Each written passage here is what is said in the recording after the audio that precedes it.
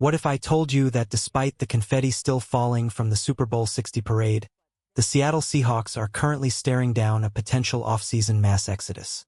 We just watched this team hoist the Lombardi Trophy after a historic run, but the target on their back is massive, and every other franchise in the league is ready to raid the champion's nest. The line between building a dynasty and becoming a one-hit wonder is thinner than a sideline catch, and right now, the front office is fighting a war on two fronts: expiring contracts and a coaching staff being picked apart by rivals. Before we dive into the high-stakes strategy of this championship offseason, do me a massive favor and hit that like button, share this with every member of the 12, and subscribe so you never miss a second of our coverage on the reigning champs. Now, let's get real for a second. The parade was legendary, but the reality of the NFL business is starting to hit like a Devin Witherspoon tackle. We just lost our offensive coordinator, Clint Kubiak, to the Las Vegas Raiders, and the vultures are still circling.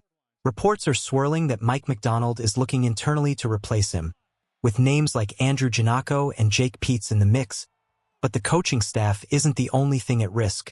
There is a looming worst-case scenario being whispered about in the national media: a total roster drain. We are talking about some of the most electric playmakers on this squad reaching free agency.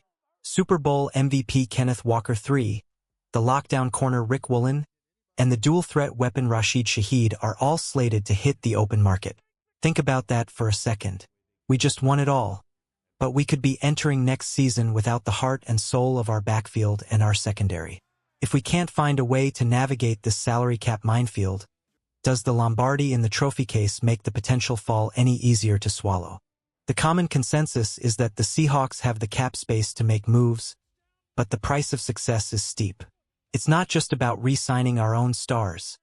It's about being aggressive enough to keep the engine humming. One name that is absolutely lighting up the rumor mill is Pro Bowl center Tyler Linderbaum. He has been a force for the Ravens, but negotiations in Baltimore are reportedly stalling.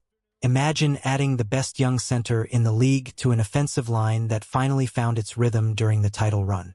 If John Schneider can pull off a heist and bring Linderbaum to the Pacific Northwest, it changes everything. It allows Jalen Sundle to slide over to guard, creating a iron sharpens iron battle between him, Anthony Bradford, and Christian Haynes. But here is a thought to consider. In an off-season where everyone is trying to take a piece of the champions, is it smarter to break the bank for an outside star like Linderbaum, or should we prioritize the guys who already have Super Bowl champion on their resumes? Question of the day. If you can only keep one of these three superstars, Kenneth Walker III, Rick Woolen, or Rashid Shaheed, who are you handing the blank check to?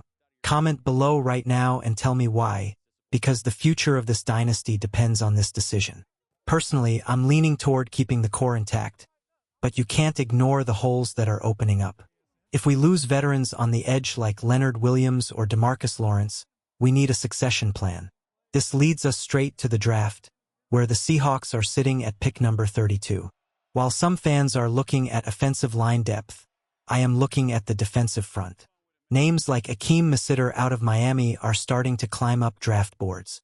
Masitter is a violent, high-motor edge rusher who just put up 12.5 sacks in his final college season. He's exactly the kind of player Mike McDonald loves, versatile enough to play the edge or kick inside and create chaos. He might be a bit older as a prospect, but for a team trying to repeat, a 25-year-old rookie with refined pass rush moves is a massive asset. But here is where things get really wild. We've heard the whispers about Max Crosby potentially wanting out of Las Vegas. If you're John Schneider, you have to be making that phone call every single month. Adding a game wrecker like Crosby to this defense alongside Uchenna Nwosu and Boy Mafe wouldn't just be a move, it would be a statement. We aren't just here to defend a title.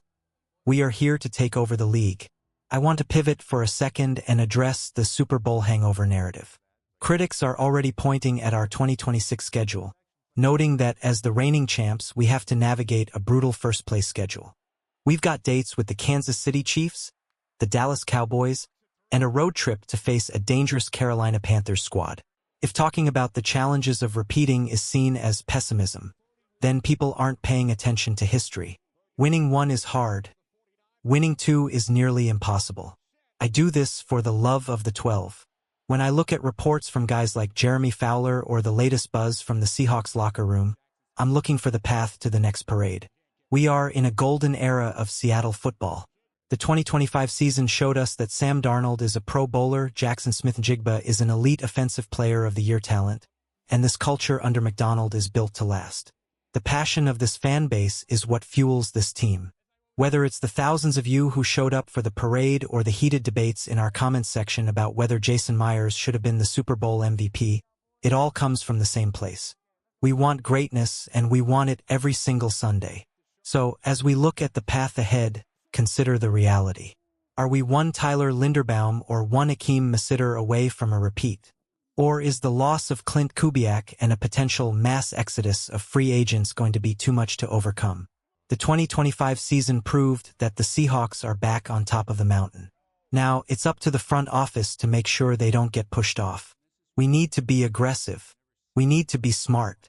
We need to be the team that the rest of the NFL is terrified to face in 2026. Through every free agent signing, every draft pick, and every coaching change, the mission remains the same. Much love to the 12. You guys are the best fans in the world. Have an incredible day, stay safe, and let's get ready for the quest for a second ring.